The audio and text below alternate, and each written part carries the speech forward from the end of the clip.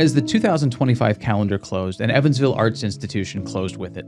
The Arts Council of Southwestern Indiana, which had been the Indiana Arts Commission's local arts partner since 2012 and the community's arts hub for more than half a century, shut its doors on December 31st, 2025. Over the years, the Arts Council was many things to many artists. It was a gallery for visual artists. The gallery of its previous home in Innovation Point was home to everything from arts luncheons to Evansville Civic Theater underground performances, while the roof of its final home became known for its rooftop concerts. Full disclosure, as both a filmmaker and as a member of the Evansville Civic Theater community, I worked alongside the Arts Council on more projects than I could count. I believe our community is worse off for losing it. But in their absence, the Evansville Vanderburgh Public Library has stepped in to fill the void, continuing to grow their existing arts programming while also becoming the community's new arts partner for the Indiana Arts Commission. It's just one of the service expansions that EVPL has taken on in recent years. Here today to talk about the library's new role in the arts and to offer the long view on EVPL's ever-expanding role in the community is Chief Operating Officer Heather Kelsey. Heather, welcome to the long view. Thank you very much, Joe. Now, you have spent the majority of your professional career in libraries, and we'll talk a little bit about that. But I want to talk about kind of starting off. Libraries are places that people my age especially, but I think most people traditionally think about as places to go to borrow books, which it is. But to you today, what is a library? I think a library is connection. I think a library is access, and you can connect and access so many different things. It's still books. It's always going to be books. Thank goodness it will always be books because I read a lot of them and I couldn't afford to buy them all. But it's also, of course, it's movies. It's the library of things now. I checked out a sewing machine from the library because I thought I wanted to dabble in sewing. And then I bought one. So it worked, right? Like I tried it out. It worked out. But it's programs. It's services. It's literacy programs like the Baby Explorer bundles to help people know how to start reading to their child from day one. It's meeting rooms that are free. Again, access, right? It's programs that connect people. And now it's the arts. I mean, it's always been the arts. Literacy and reading is an art. It has always been arts and humanities, but even more now, it's the arts. We have an exhibit up right now, our first exhibit, our first visual arts exhibit. We do concerts. We've done concerts for years on our lawns.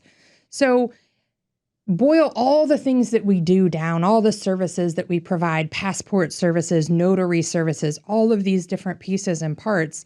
And I think it always comes back to connection and access. That's what a library is. When did you come to EVPL, and sort of what drew you to that career and that line of work that has led you to the role you're in now? Well, I honestly fell into libraries. My mom found a job in the Posey County News, and she knew I was kind of at this point in my life where I was looking for something different, and she says, "I think you should go after this." And it was the director of the Poseyville Library. And I guess you could say from there, the rest is history. I did go after the job. And one of the things I always said when I was the director at Poseyville to our very small staff of 3 to 4 people, because I grew up coming to Evansville Vanderburgh Public Library. Since I was a child, this is where my mother brought me. So it always was kind of this, what a library should be to me. But I used to tell my staff, we can do everything that Evansville can do. We just do it on a smaller scale. Well, it turns out that the director and the COO at the time at EVPL paid attention to everything I was doing at Poseyville, and one day came kind of knocking on my door and said, "Why don't you ever apply for our jobs?" And I said, "Well, I kind of have one over here." And they said, we know, but we'd like you to consider moving over to here." So it took a lot. It took some conversations. I'm the kind of person that doesn't just job hop. I really want it to be the right position. I want to make sure that I can see that there's a challenge there for me, that there's something I can see myself achieving. And so it took a couple of conversations with EVPL until I found the right one that I felt would fit me. And once it did, I joined the EVPL team in 2014, and I've been with EVPL ever since then. I think I've had 4 different positions since my first one. And every single one has led to more challenges, more responsibility, a bigger vision, a bigger look at what we do. And that's exactly what I like to do, is look at the bigger picture and make sure that I'm supporting our staff and or our partners or anyone to success towards something for our community. So the shift toward the library of everything, as you've talked about it, had that already started at that point when you came here? I mean, I know we kind of started probably with ebooks. Correct me if I'm wrong. I would say the internet in general obviously was a game changer for libraries.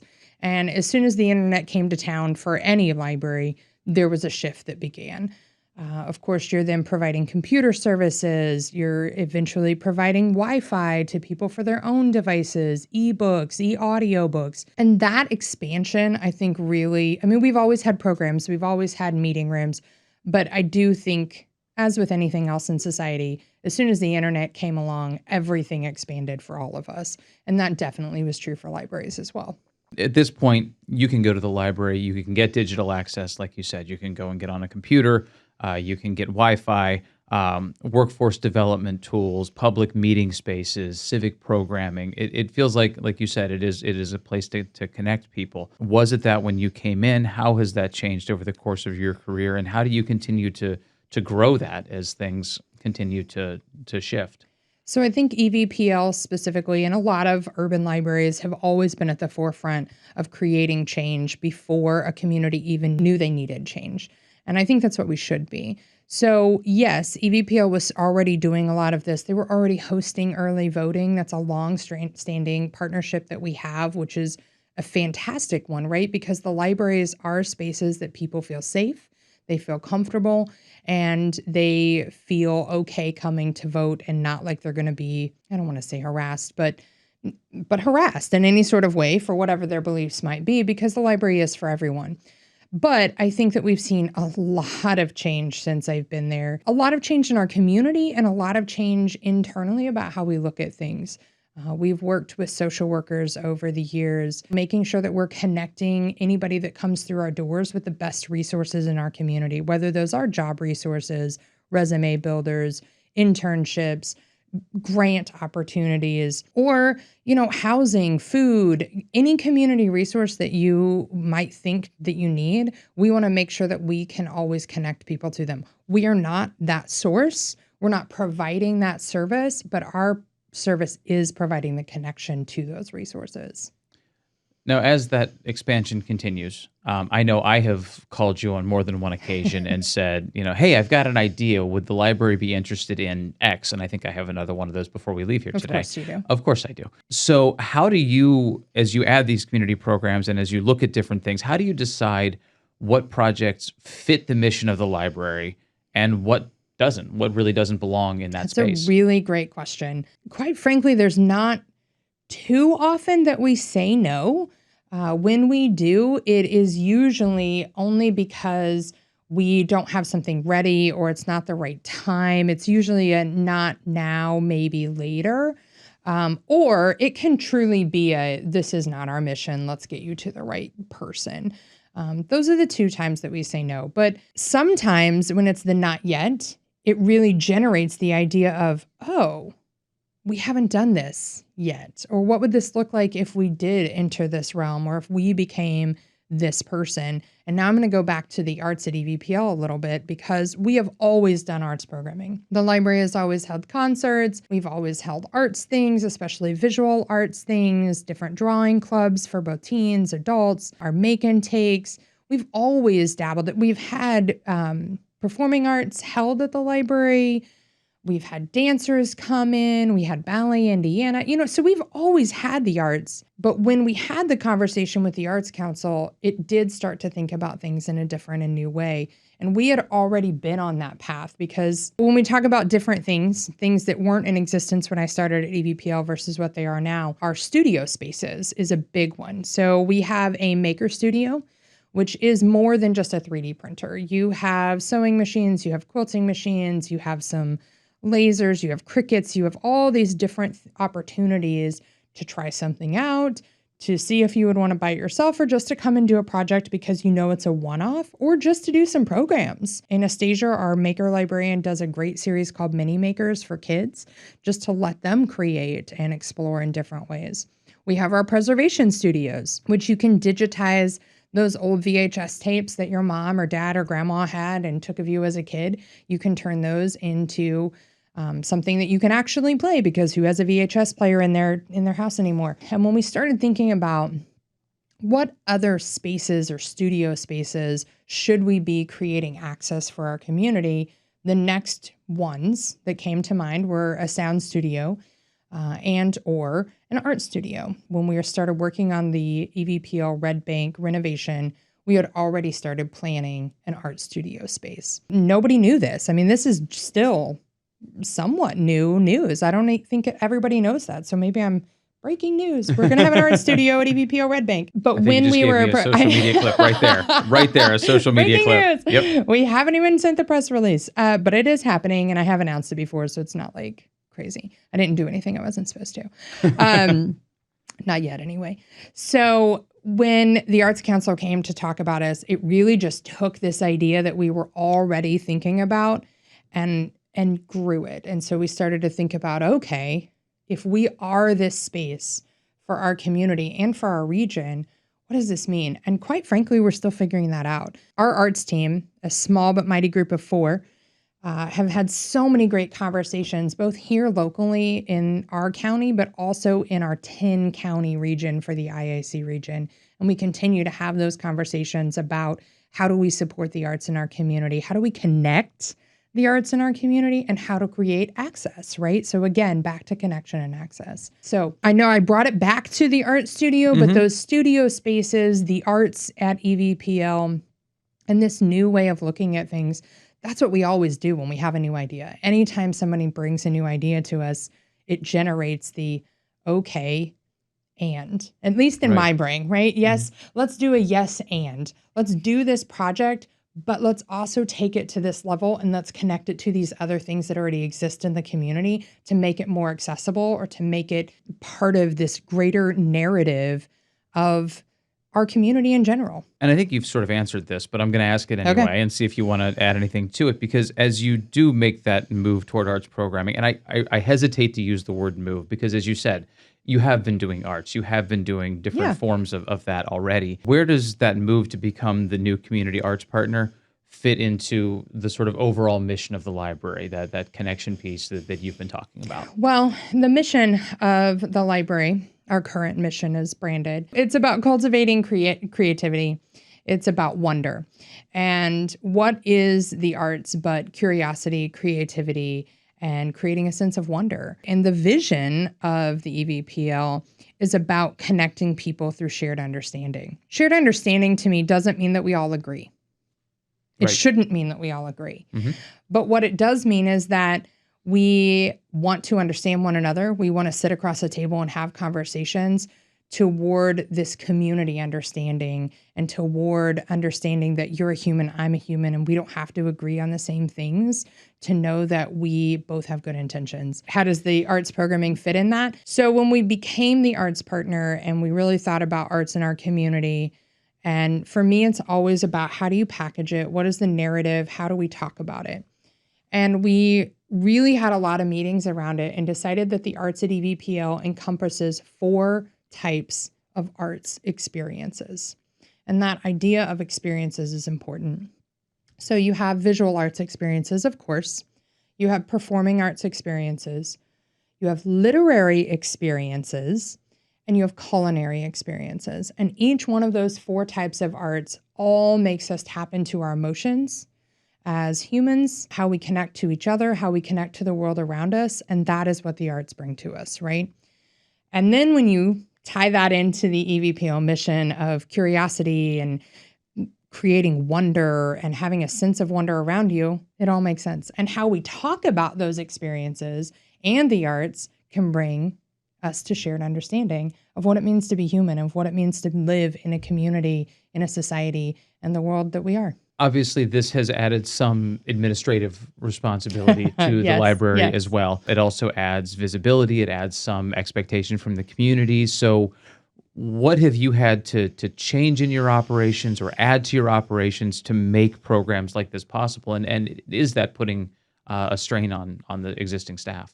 No. So I'm really glad you asked that, though, because there's a couple really great points. So one thing we did when we decided to take this over was we did add a position to our programming team that was specific to arts work. Now, there are 4 of us working on it, and that person that we did hire, who was Andrea Adams from the Arts Council, who's amazing, she is part of the programming team. So yes, she does arts work, but she also does programming work, just like the other programming team members also do arts work. So it's a little bit of both, but we did add a full-time position. And I really want to shout out our EVPL Foundation. So the library is doing a lot of the logistics, and it's our staff that run this, but the foundation is holding the space. So the EVPL Foundation is the IAC Region 10 partner. They are the ones who can contract with the IAC, which is great because that regional partner covers 10 counties, whereas EVPL proper,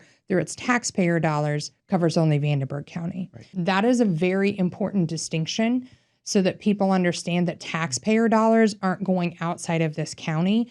And the EVPL Foundation is supporting the work of the library while also being an arts initiative and funded space for programming. As far as operationally, my role has shifted somewhat not. I mean, I'm still looking at the bigger picture. I was already over our programming and outreach services. I was already over our marketing and communications.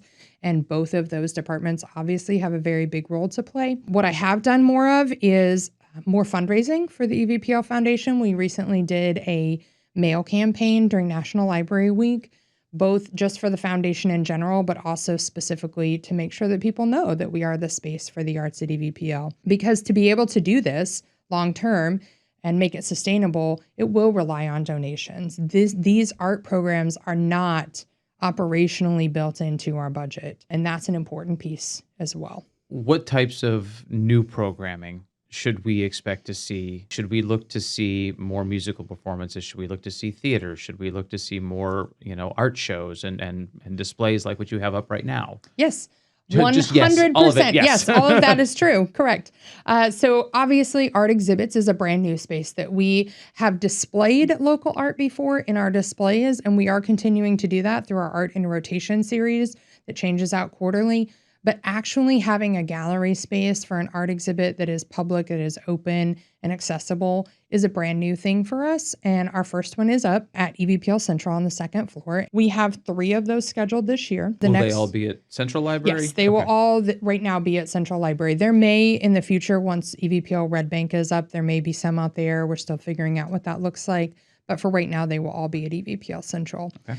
The Concerts on the Lawn series that we always have at Oakland and East is still ongoing this summer, but we're adding 2 more performances to be at the EVPL Central Green Space on 2 Saturdays. We'll have one in May and one in August. We have had one, and we want to do quarterly, what we're calling artist salons for any artist, an artist of any kind, whether you're a filmmaker or a documentarian, a visual artist, a performing artist. We want you to have a space that you can come and talk to us, but also talk to each other and collaborate with other artists. From our first one, we had a lot of great ideas about programming. I'm not going to go too far into what they are yet because I can't spill all the surprises today.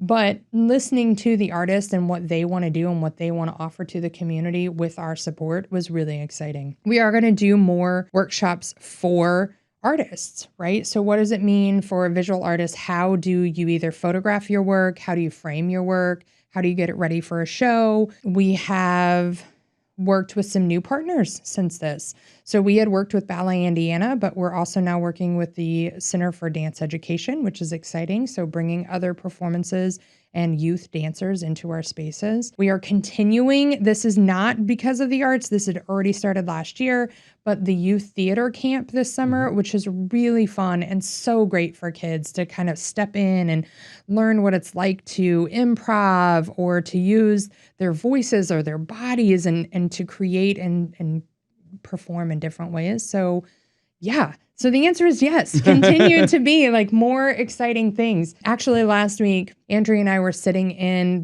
our gallery space and we started coming up with some new ideas. And basically, we created a 2027 arts calendar and I sketched it out on a 12-month grid. Okay, if we do this here and this here and this here, we have an entire slate of programming for next year right now. And I just sketched it out on a piece of paper. And there are some new things. Again, I'm not telling you today. Don't try to get me to. Not asking. They do still include our author visits and our local author fairs, but we're going to take some creative spins on what we offer and how we offer some of our arts experiences. And that's really exciting to me. So tell me about all of the new things that are on that calendar. No. Okay. I will tell you one new thing that's coming. I think you might already know about this one. Okay. But so in this summer, we're going to launch a new project the EVPL Foundation funded called the Oral History Archive. I don't know if you may know about this, but it's very exciting, and I'm excited to get it going. I've heard rumors. Have you? I've heard rumors. Okay. Yeah. Mm-hmm. Interesting. For those listening, that Heather is sort of teasing at this. This project is one that we originated last year. Yeah. I've done through documentary work in Evansville over the last decade or so, about 240 hours of interviews on various topics, and those interviews we are slowly going through and captioning so that we can archive those at EVPL as this oral history project. So that is what Heather is talking about. Again, just a new way of connecting the community and providing them access to information, to history, to interviews, both digitally, but also maybe through some programming. It's connection to history. It's connection to people that have lived in our community, and it's access, because these are all going to be free on our website. Mm-hmm. So again, always at the core, that connection and access. And it just, honestly, I came to you because it felt wrong to me that all of these interviews were sitting on hard drives in my basement with all of this history from, the top 9. Some of these were things that were shot right here at WNIN for, the top 9 high school basketball teams, or the top 9 crimes in Evansville history, top 9 public figures in Evansville history. So we have all of these historical pieces that were, again, the interviews for them were just sitting in my basement, and many of the people who have been interviewed actually have passed away in the intervening years. So excited to roll that out. It's going to go alongside our summer. Our summer this year is 250 years of history, of course, and celebrating where we've come from as a nation, but also as a community, and looking at that is really important. So it felt like the right time, and we were ready. You had already been putting some things out there. So we're going to launch that this summer. Alongside that, since I'm talking about summer in history, our next art exhibit in July is called What Should Be Remembered. We aren't yet taking artist registrations, but we will be soon for that. And all of our shows this year are in the forms of questions. And so we're kind of posing them to the artists. The current one is, what do you love? And the next one is, what should be remembered? And then our final one for the year is, what scares you? I look forward to those. One piece of taking on this arts partner role involves administering grant funding for the Indiana Arts Commission, who gives out operational and project-based funding once a year, correct? Twice a year for project support, okay. Yeah. How is that reflective of the library's mission right now, and how the library is about equitable access, but here you're sort of forced into a role, or forced in the role of choosing winners, for lack of a better phrase? Not really. Okay. So the beauty of our role as a regional partner is we are not the choosers. So not us, but the equitable access piece. So the reason the regional partner system is so important is to make sure that grants from IIC go to every part of Indiana. Right. And through the regions, they make sure that, we're getting grant funding. It's not everybody's in the same pool. Our grantees are not competing against Indianapolis. They're only competing against the 10 counties here. Our role in that is that we review and we help every grantee make their best application before it gets submitted. So we look over everything. We have to review certain pieces. We have questions we have to answer as a reviewer before they are actually submitted to IAC. Once they actually hit submit, we're out. We're completely out. I have no idea who's going to get them. I actually have a regional partner meeting this Thursday, and we're going to be talking about the next cycle. But we can have phone conversations, we can shoot emails, we can walk through the application process with people, just to make sure that everything is on the up and up, that the budget looks good, that they didn't miss anything, that every question was answered in the way that we feel a reviewer would review it. So we're really just continuing to support and create connection, but also ensuring that we are getting some of these grant funds in our community. So what to you would success look like in this local arts partner role? And what would failure look like? What are you hoping to bring to failure this? is an easy one to answer. If we can't sustain this, that would be a failure that I don't want to think about. I try not to think about it, but it's always there, right? Because the idea of failure is what drives me toward new ideas and making sure that people know about this and creating this narrative that people can understand and get behind to support. Because the other side is that we fail and that we can't sustain it. And the IAC has to look for a different regional partner, or we have to shift some things again. And I would really hate for that to happen. We want to create stability. We want to be the place. And I think we can be, and I think we will be. But you ask, what would failure look like? That's what it looks like. I did, to be fair. I did To be ask fair, that. you did ask. So, but success as a role, as a regional partner, looks like 10 counties connected and able to see all the fantastic offerings in our region. So one of the things that we have heard over and over again, both from artists, but also from arts organizations, is just exposure. Like, how do people know? And that can be from the museum's point of view. It can be from a restaurant hosting live music. If you don't follow these specific spaces and places on social media, or if you're not getting their information in another way, how would you, as an arts patron or just a community member, know what is out there and accessible for you? What we're hoping to create is one place where we can showcase regional arts on a weekly, monthly basis so that everybody knows all the things that are offered, because there are phenomenal things happening just a drive away. Go to Jasper and they have 3 galleries that are incredible in their arts center. Going up to Vincennes, all of these spaces and places are not very far for us to travel, and we want to be showcasing those. And we want people to come here. We want them to know what's in Evansville that's happening beyond the biggest things that get the big promotion. So that would be a success. Everybody feeling connected and feeling supported, no matter where in those 10 counties that you are. That's a success. On a bigger scale, I say bigger scale, but on a more localized scale, let's talk about just Vanderburgh County. I keep using this term of creative community, which feels very accessible. We talk about the arts, and there's a lot of people that don't feel like the arts are for them. I don't know why that is. I have always felt the arts are for me. Even if I'm not creating as a visual artist, I like to see visual art. I love going to musicals. I love to sing. I want to be immersed in this. And I think a lot of people do, but they feel sometimes like it's not for them. I want to break that down. And I think that's what the library can offer, that. I want to bring art into spaces that maybe there is no art. That could look like public art. It could be working with the Public Art Commission and with the mayor in different spaces and places to bring art into neighborhoods, to create some new experiences when you're just walking through somewhere and you come upon art and it creates a moment in you, a moment of gratitude, a moment of beauty, whatever that may be. Partnering with both businesses and other nonprofits and just bringing arts experiences into everyday lives, and for people to understand of all ages that being part of a creative community is for everyone and it's completely accessible. And then building on that and talking about the connections that we feel, whether it's connections to our own emotions, connections to our past, connections to new people. That's what success looks like. It's this interwoven web of connectivity and beauty and human emotion that's very real and feels very authentic, and isn't about being right or knowing what this is supposed to make you feel, but just being honest about what it does make you feel, and connecting to that.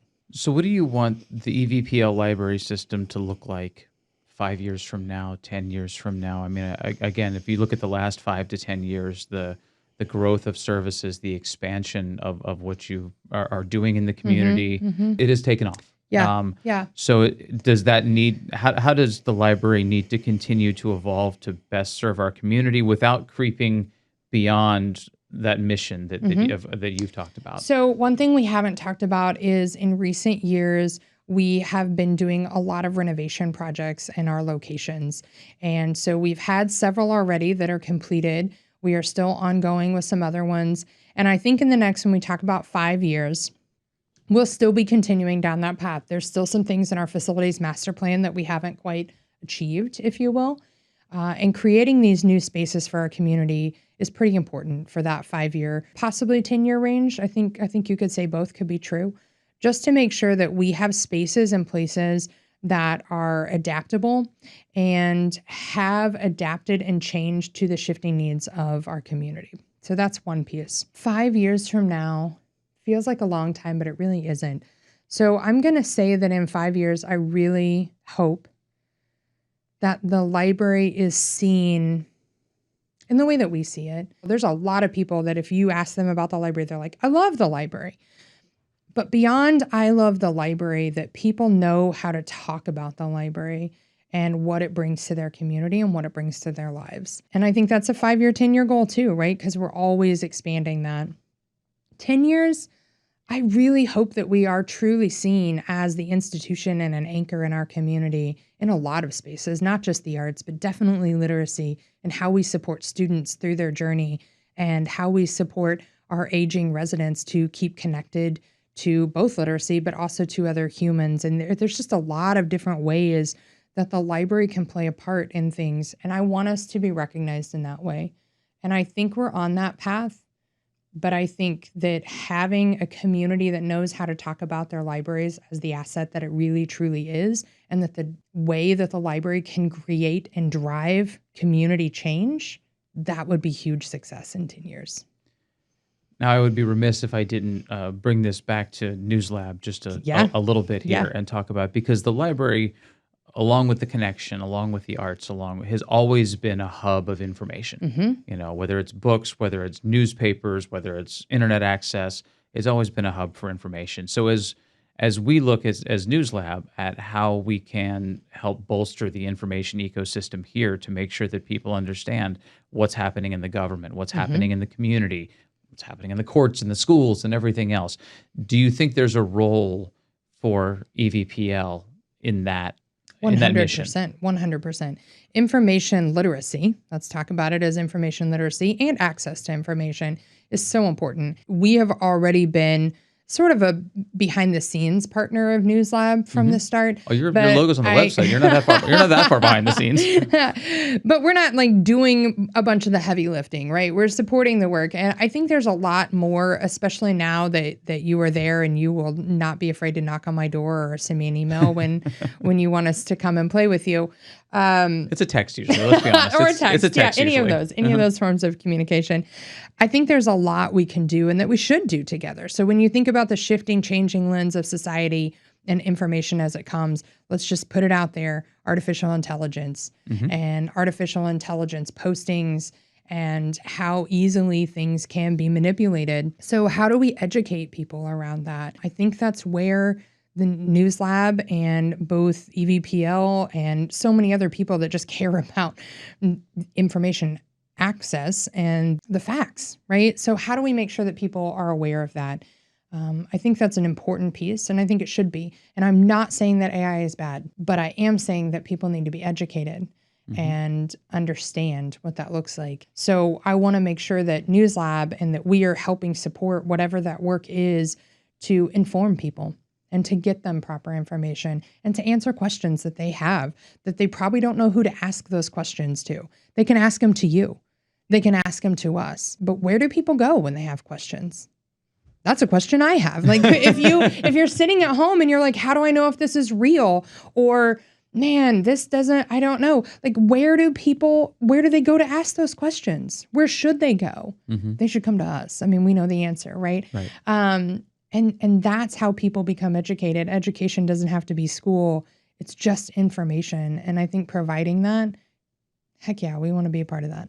Heather, thank you so much for being here today, for talking with us. And before you leave, I have to ask you the question that we ask everybody before they leave, though this is only the second episode, so you're only the second person we've asked it to, but we're going to ask it to everybody. And that question is, name your favorite thing about Evansville. It can be a place, it can be a feeling. It can be, the only thing you're not allowed to say is the library, because that's fair. a little too obvious. That's fair. But that's fair. Okay. Name one thing about Evansville that you truly love and you want people to know about. There's so many places and spaces that I love in Evansville, and I have a hard time with favorites. So I'm just going to go with a feeling. And I'll probably get a little emotional about this, but I've lived in this area my entire life. I grew up in Posey County. I grew up always thinking I would move away, wanted to move away, whatever. And it was later in my life that I realized I never wanted to be anywhere but here. And Evansville and our region is a feeling of home, is a feeling of, if you want something to change or want something to happen, this is a space and a place where you can find the right people and get the resources, and you can make that happen. Whether that's personal change within you, or change in your community, or support to start a new project or start a new business, or to try out a new hobby. You can do all of that here. And I guess maybe in some respects, some people would say you can do that anywhere, and you can, but this space and place in Evansville is welcoming, and people want you here. People want to know who you are here. And I don't think that oftentimes we get enough credit for that. But there are a lot of people here that want to connect with other people and want to support other people and have good intentions in their heart. And I think about that a lot. That's why I will never leave here. That's what I love about Evansville.